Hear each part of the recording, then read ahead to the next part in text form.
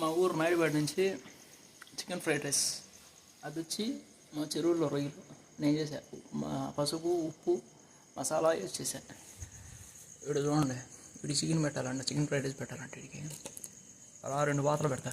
పద పద, నాకు అసలు భయపడ్డా వీడు.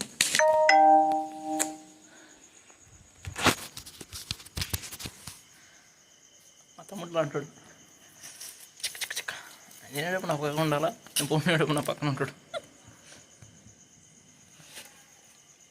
నేను బెంగళూరు నుంచి వేరే ఊర్ల నుంచి వచ్చినప్పుడు ఇందాక నేను నెల్లూరు దగ్గర వెళ్ళి వచ్చా, అంతే మీద పడిపోయినాడు వచ్చి.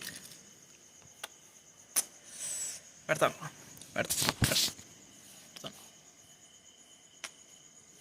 ఇది చూడండి, రొయ్యలు మా చెరువులో పట్టినట్టు ఉప్పు పసుపు వేసి నేను చేశాను. ఉప్పు పసుపు తర్వాత కారం వేసేసా.